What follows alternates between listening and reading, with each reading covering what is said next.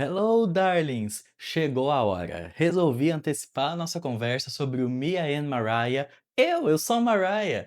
Porque vocês pediram tanto, tanto, tanto, tanto, seja em comentários aqui ou lá no Instagram, e eu sempre tiro um tempinho pra responder. Então vocês estavam assim muito querendo falar desse álbum, eu também tô querendo muito falar desse álbum. Então quebrei o nosso protocolo e vou falar dele hoje. Mas é assim, tem tanta história pra contar que eu vou dividir esse vídeo em 2 partes. Então hoje a gente vai ver todo o babado histórico desse álbum, e num próximo vídeo dessa série, não um próximo vídeo de Mariah, mas um próximo vídeo da série aqui da biografia dela, a gente fala de faixa a faixa, e aí eu vou mostrando o vinil? Pode ser? Então combinado, hein? Agora vem que tem história pop. Pega o álbum de 2010 e Mariah graviducha. Pegou? O que você pensa quando uma cantora lança um álbum de Natal e fica grávida? É o desespero do fandom, meus amores. Álbum de Natal? Ah tá, que legal, mas você tá trabalhando também? Grávida? Que bênção! Quando volta a trabalhar? É, álbum de Natal dificilmente é visto com bons olhos, né? Até mesmo dentro do nosso fandom. Mas acontece que Mariah já virou sinônimo de Natal, né. E também, né, quando uma cantora normalmente é engravida, ela fica sumida, e tá certa, é a gente que é chorão e resmungão. Só que Mariah, além de ser diva deitada, ela é diva deitada trabalhadora. Então ela lança o Merry Christmas to You, e mesmo assim, de barrigão e tudo, ela tá lá divulgando, fazendo seu nomezinho, aparecendo na televisão, dando nome nesse álbum, né, como eu já falei, ela virou sinônimo de Natal.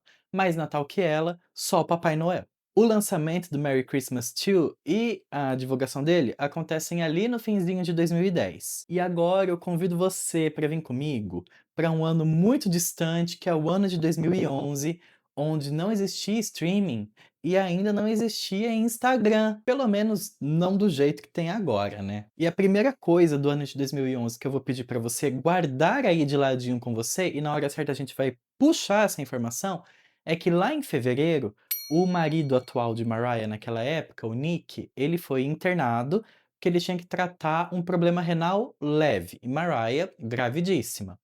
E ali, né, enquanto ele estava internado, e a Mariah lá, segurando as pontas, dando conta de tudo, ela vê na televisão a notícia de que a Whitney Houston havia falecido. Então, nesse momento super delicado da vida dela, ela grávida, marido internado, tratando um problema que é grave, e a amiga ainda falece, ela escreve uma música. Guarda. Lá em março de 2011, um mês depois, né, Nick já tá em casa, já tá tudo certo. A Billboard, ela dá a primeira fofoca, assim, né, sobre a próxima era de Mariah. Ela solta uma notinha dizendo que Mariah Carey já está de volta ao estúdio. Parte dessa notícia dava, assim, um mimo, um vislumbre de esperança para os fãs, que se tornou uma joia pop do infinito, assim como o álbum de rock, assim como o Angels Advocate, assim como o Original Doll da Britney Spears. Onde está o Original Doll? E assim como o Art Pop 2 da Lady Gaga, que é a música Save the Day. Uma que seria lançada por Mariah e que teria toda a sua renda, né, revertida para fins, como é que fala? Para reverter para instituições de caridade de direitos humanos. Música essa feita por Mariah e pelo amigão Jermaine Dupri, e a ideia era chamar assim um elenco de cantoras, né, de grandes nomes para cantar junto com ela, recriando meio que um momento We Are The World. Mas pode sentar e esperar 9 anos, porque essa demorou para vir aí, viu. E a Mariah é sempre de poucas palavras, né, ela deu uma comentadinha lá em 2012 no Twitter dela falando assim: "Ah, ainda esperando para poder lançar essa música aqui". O que acaba acontecendo só em agosto de 2020 e Save the Day é eleita o single para promover a coletânea The Rarities. E eu acho que essa demora acontece por conta da interpolação da música de Lauryn Hill que tem nessa faixa de Mariah Carey.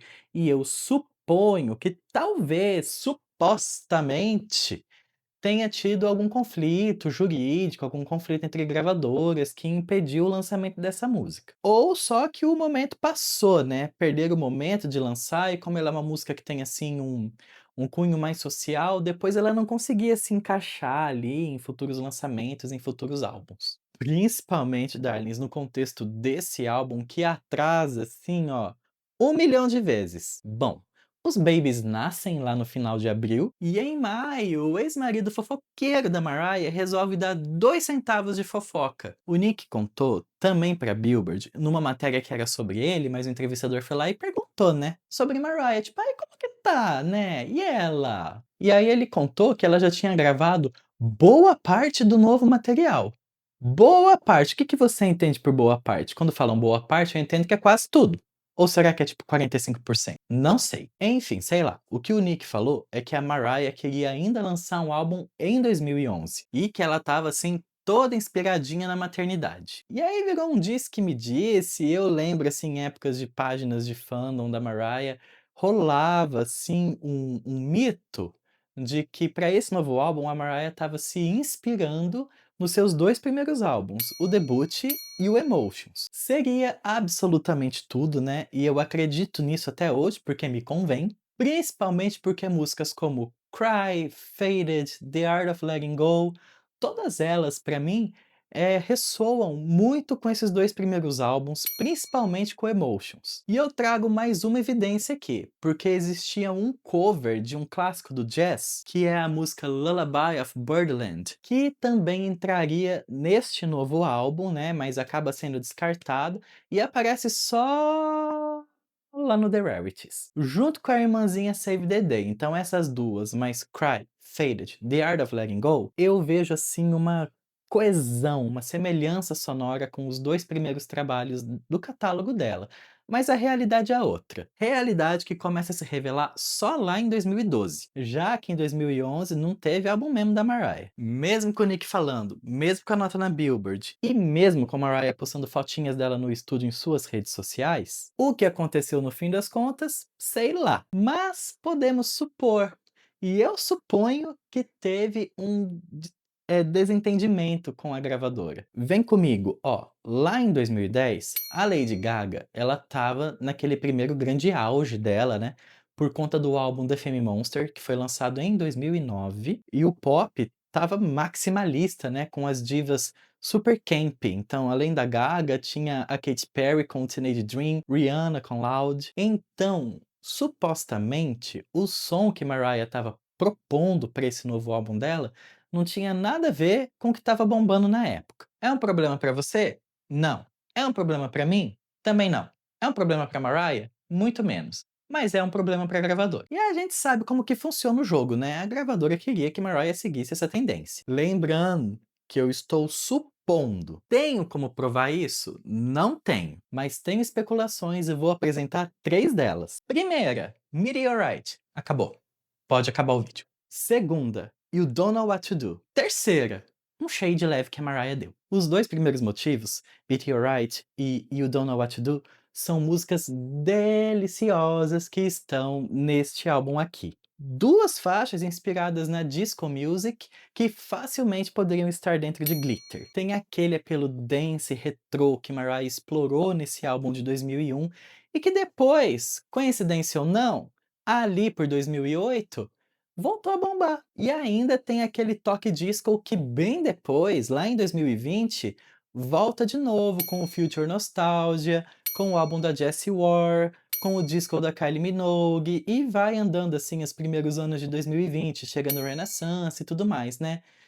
Ai, ai, Mariah, né, sempre à frente de seu tempo. No momento ela é julgada, né, ela é fa todo mundo fala: "Meu Deus, credo, que nojo", mas depois é isso que bomba. E pra mim, essas 2 músicas são só uma demonstração de como Mariah poderia pegar, né, aquela vibe mais dance e colocar dentro da sua música sem perder sua essência, né, já que remete muito ali a Donna Summer, a Diana Ross, aos Jackson 5. Mas, por outro lado, nós temos o lançamento de Triumphant, que é o motivo número 3. Então resgata aquele momento que eu pedi para você guardar lá do hospital. Triumphant é a música que Mariah compõe naquele momento lá da vida dela. E em uma conferência para a imprensa, né, quando essa música é lançada, a Mariah conta com aquele humor debochado dela, que ela ficou tanto tempo grávida que parecia assim uma eternidade. e que ela se sentiu assim, ó, massacrada por tanta música eletrônica tocando na rádio e que ela falava: "Gente, cadê o hip hop? Cadê o R&B? O que aconteceu?". E aí, nessa mesma conferência, ela usa palavras bem específicas para se referir ao que ela viveu. Ela fala que ela teve várias parcerias, né, nesse período no estúdio, mas que não quer seguir nenhuma trend. Então ela vai fazer a música dela, do jeito dela, e que seria um sabor se ela conseguisse fazer um R&B bem raiz. Ou seja, eu interpreto isso como ela falando assim: "Ah, tentaram aqui, ó, fazer com que eu fosse para esse lado aqui, mas eu não vou não". Com isso, Triumphant é lançado em 3 de agosto de 2012, mas não em placa, viu? Divulgada como um primeiro single de um álbum ainda sem nome, ela não entra nem na Hot 100. E o maior motivo disso, que a gente já conversou em um outro vídeo aqui, né, que é dedicado só para falar dessa música, é que além dela não ser coerente com o que estava bombando naquela época, né, em termos sonoros, mas isso é o de menos, porque o que mais me pega, né, e o que eu sei que pega muitos de vocês, é que Mariah parece um feat dentro da própria música. Porque no fim das contas, sabe o que foi bem recebido? O remix dessa música, o Vintage Throwback, ironicamente, no primeiro lugar das paradas dance. Inclusive, vários críticos especializados em música chegaram a dizer que essa deveria ter sido a versão oficial lançada por Mariah, e a versão que foi, né, a oficial, deveria ter sido o remix. Segundo eles, tanto os arranjos quanto os vocais, tudo lembrava muito a Mariah do começo dos anos 90. Puxa lá de novo que ela queria fazer um álbum parecido com aquele? Então, eu também acho. Inclusive, eu acho que esse remix tem muito a mesma vibe daquele remix de Anytime You Need a Friend. Não que seja igual, mas tem assim a mesma aura. Só que, por conta da recepção baixa da música, a gravadora acabou engavetando ela. E aí já cancelou, falou assim: "Não, não, não, essa aqui não é a música, não é o single do próximo álbum não. É só um buzz single", que é um termo que eles usam para quando se lança uma música que é só para gerar falatório, é só para fazer buzz, é só para fazer barulho, sabe? E não é para receber o tratamento de um lead single.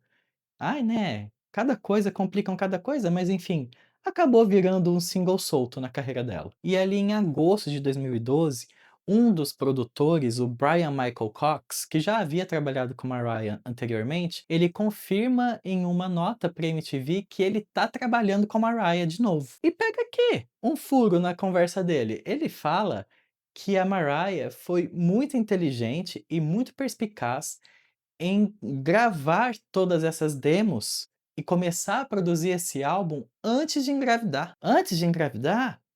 Ué, como assim? Então ela começou a trabalhar nesse álbum antes mesmo do Merry Christmas? Gente, é tanto vai e vem na história desse álbum que eu nem sei. Mas não para por aí, porque o Brian, ele fala depois que quando ele voltou a trabalhar com Mariah, depois que ela teve os babies, eles voltaram a trabalhar exatamente no ponto em que eles pararam. Ele tá em uma das minhas favoritas, que é Make It Look Good, que tem uma vibe bem retrô, e não sei se eu tô errado, mas pra mim ela me remete um pouco, assim, ao jazz, a alguma coisa bem mais antiga, assim, sabe, bem retrô mesmo, que me lembra muito Emotions. E que casa um pouco com Lullaby of a Birdland. Tá vendo os pontos se conectando? Então se conecta com essa outra aqui que ele produziu, que é Supernatural, que é a música dedicada aos bebês de Mariah e que tem aqueles vocais bem estilo debut. Ele também tá na regravação fantástica de One More Try,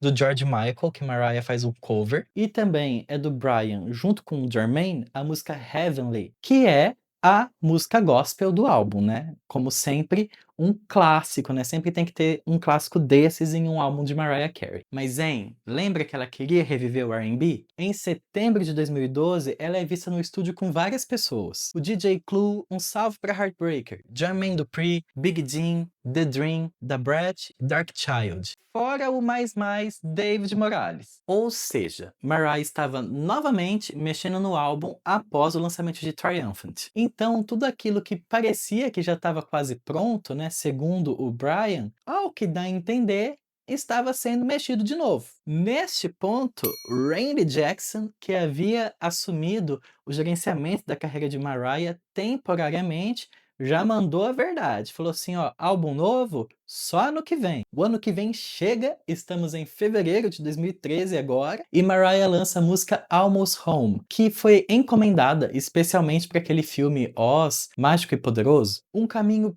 perfeito, né, que abriria as alas para um novo álbum, para um novo single, né, ela com uma música num filme, depois ela lança a própria música dela, cenário, ó, 10 de 10. E parece que isso vai acontecer, porque vem uma luz no fim do túnel. Em 25 de abril, no programa American Idol, é exibido um teaser de um vídeo misterioso de Mariah Carey, que ela aparece dando uns close, e aí aparece o Miguel também, e aí, de fundo, tem só o toquinho da guitarra da música Beautiful, e eu me recuso a falar hashtag antes. E aí, conforme esse vídeo vai passando, assim, ele tem poucos segundos, aparece a frase: "Uma nova era começa". Então, pronto, vai começar. E é a música Beautiful, que tem o Miguel como feat, que como que tá ele, né, gente? Todo mundo esqueceu desse moço, mas enfim, que tem ele como feat, foi lançada em 6 de maio de 2013 como o primeiro single de um álbum ainda sem nome. E aí Mariah consegue fazer barulho. Teve uma estratégia da gravadora de coordenar todas as rádios ali dos Estados Unidos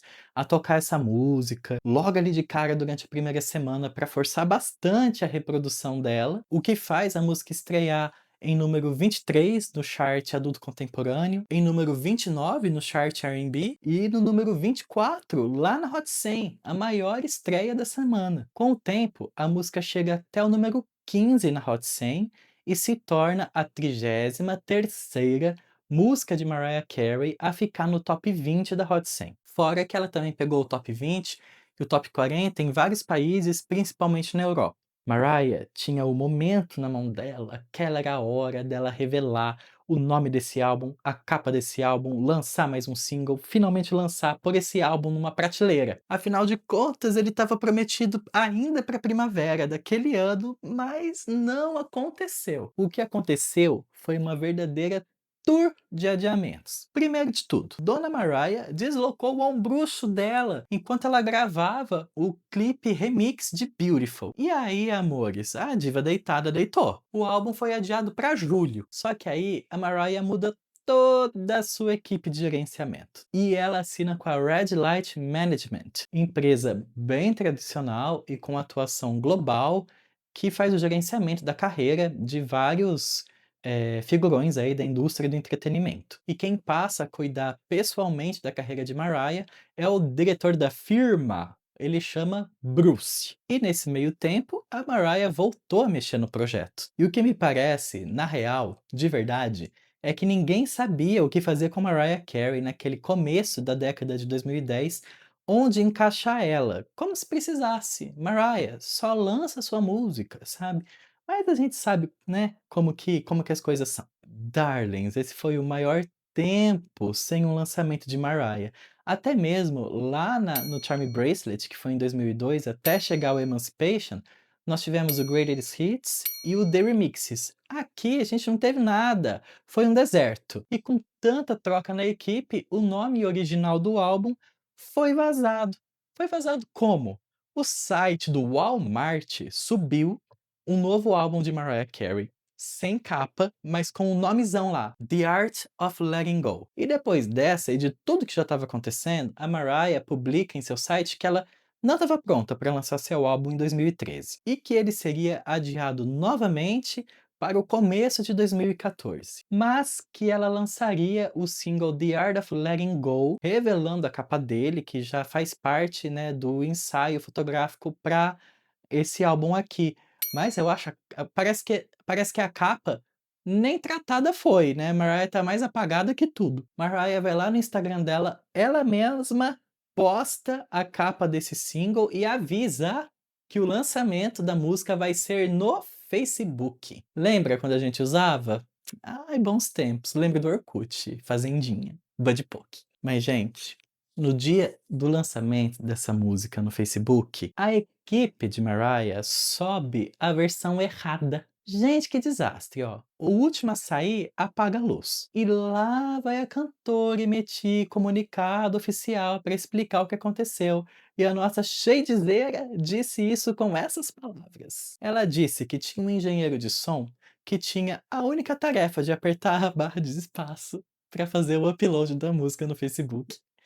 E que ele conseguiu fazer o upload da música errada. E que no fim das contas, mesmo que não seja tão perceptível assim a diferença entre uma e outra, como ela escreveu, como ela produziu, como ela é dona da bagaça toda, ela ficou arrasada e aí falou: "Ah, agora tá aqui a versão certa, ó.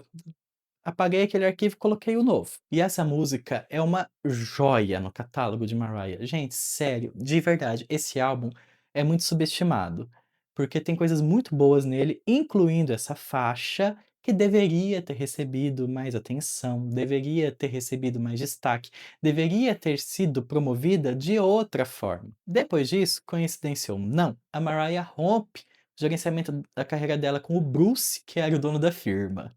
E aí quem passa a fazer esse gerenciamento da carreira dela é o Jermaine Dupri. O quê? Faz sentido?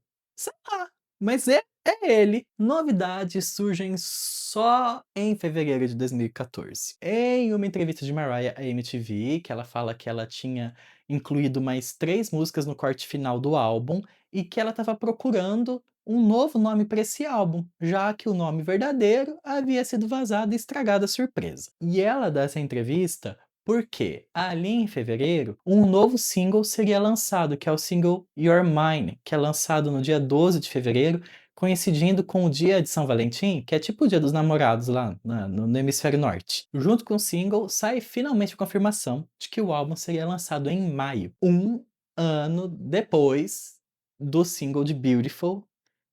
Gente, sério, foi o ano de 2011 inteiro, 2012, 2013 e agora 2014, tipo, muito tempo pra lançar um álbum. E aí depois de tanta história, de tantos adiamentos, ninguém estava dando muita coisa. E não nós fãs, mas assim, a mídia, os especialistas, a crítica, já não estavam botando muita fé mais nesse trabalho dela. Não era uma questão da música ser boa ou ruim, mas todos esses rolos, né, roubaram muita cena. E o cenário de incertezas, com certeza, poderia ficar pior. Porque em abril de 2014, a gravadora que cuidava da nossa Mariah, desde a Charmy Bracelet lá em 2002, que é a Island Def Jam, ela se separa, né, ela forma 2 selos diferentes dentro do mesmo guarda-chuva que é a Universal Music, então forma o selo Island e Def Jam, e com isso a Mariah vai para Def Jam. Nessa época também, a Mariah dá mais uma entrevista para Billboard,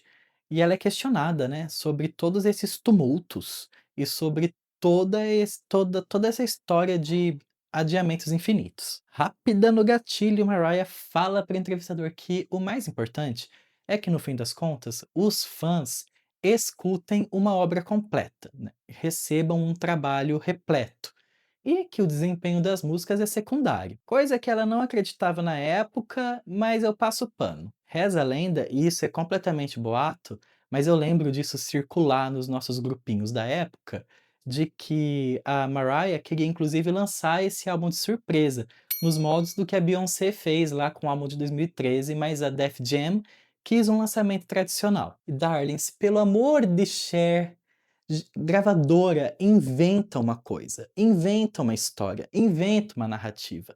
Ninguém mais quer saber desse álbum que demorou 4 anos para ser feito.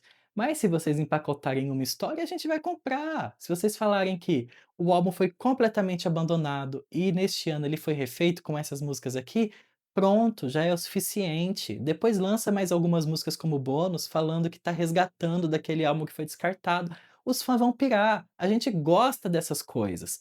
Mas não teve uma mudança, ficou sempre assim: "Ah, aquele álbum tá vindo aí, aquele álbum tá vindo aí. Agora ele vem aí, hein. Ó que ele tá vindo". E não vinha nunca. Não sei, gente. Cria marketing, cria publicidade, cria alguma coisa em volta desse produto. O álbum é finalmente lançado em 27 de maio de 2014, rebatizado como Me, I Am Mariah The Elusive Chanteuse. Podia chamar só Mariah Carey de novo, será? Igual tá aqui na minha camiseta, que é lá da Loja Mais Pop, hein? tem cupom de desconto meu lá pra você, Mancini, dá 10% e tem lookinho para o show da diva. Agora volta pra cá. Esse título, dividido em 2 partes, né, tem um significado pessoal para Mariah. A primeira metade, o Me, I Am Mariah, é porque ela tem um desenho que ela mesma fez dela, segundo ela, o único autorretrato que ela já fez dela, e ela fez quando ainda era criança e escreveu nesse desenho Me, I Am Mariah, tanto que tá na contracapa do álbum. Já o segundo, The Elusive Chanteuse, é um apelido que ela resolveu usar. E se eu tô falando errado, gente, tanto faz, tô falando como um brasileiro fala, enfim, que fala português. Mas o que é ser elusiva, né, traduzindo para nossa língua? Elusivo é algo ou alguém que sai na maciota.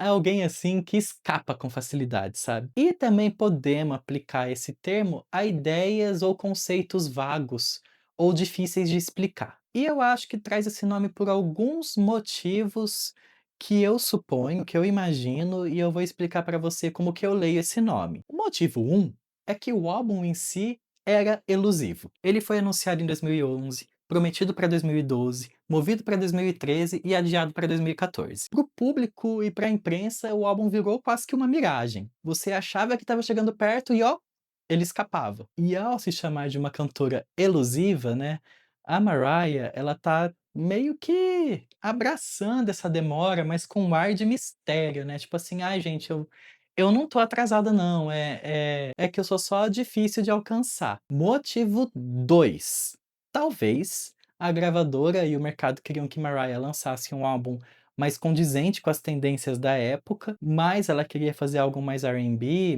mais jazz e mais voltado, assim, para esse lado, e ao se definir como elusiva, ela reforça que não pode ser enquadrada numa trend, porque ela escapa das caixinhas, né, que tentam prender ela. Ela é uma chanteuse, uma cantora de prestígio, não só mais uma peça na engrenagem do pop comercial. O motivo 3 é um título que é contraste. Mia and Mariah, né, a Mariah real, a Mariah criança, a essência dela, e a Elusive Chanteuse, o mito, a diva, né, fazendo um contraponto com essa figura vulnerável. E o motivo 4 é que a era foi marcada por um monte de erro. Ao usar o elusive, né, é meio que como se todas essas situações fossem parte, né, do mesmo campo espiritual de uma artista difícil de ser explicada, né, difícil de ser, debatida e tudo mais. E o motivo 5 e o melhor de todos é porque a Mariah é a rainha do deboche. Então quando ela se chama de elusiva, é uma zoeira porque ela sabe que as pessoas estão esperando há anos por esse trabalho. E lá em agosto, meses depois que o álbum é lançado, e em junho também, o single You Don't Know What to Do é lançado, mas que não emplaca, o Jermaine Dupri, lá em agosto, ele deixa de gerenciar a carreira da Mariah, mas é um fim amigável, tanto que eles são besties até hoje, e no lugar dele entra o Kevin, que é um figurão da Def Jam. Mas dura pouco, até porque não tem nenhum registro oficial, assim, que fala que ele assinou alguma coisa com a Mariah, e eu acredito que não assinou mesmo. Porque no fim de 2014 vem ela, o Darth Vader, a Stella. É, meus amores, acharam que eu não ia falar desse cão? Ela entra e aí é só ladeira abaixo. Hoje a gente ri, mas na época a gente chorou. Ainda em 2014, a Mariah faz uma pequena turnê pela Ásia e pela Oceania, e no começo ali de 2015 ela rompe de vez com a Def Jam e vai pra Epic. Mas nesse pequeno mundo de turnê e mudança de gravadora, tem muito assunto pra gente falar em futuros vídeos. Então no próximo vídeo dessa série a gente vai fazer um faixa a faixa do Elusive Chanteuse. Nunca fiz esse tipo de vídeo aqui, e agora vamos fazer com esse. Vamos ver como fica? E aí eu faço um unboxing também. E aí num próximo a gente começa a falar da era Stella. Ai gente, a única coisa boa dessa era é que ela leva para o colchão e só. Então é isso, darlings. Comenta aí, né, o que que você acha dessa era de Mariah Carey, do Elusive Chanteuse. Eu sou Mariah. Eu acho que se o álbum chamasse The Art of Letting Go seria muito mais legal. Qual que é a sua favorita? Qual que é a sua história com ele? Conta aí que eu quero saber. Porque o vídeo acaba aqui, mas a nossa conversa, ela continua pelos comentários. Te espero lá, darlingzinhos. Beijo.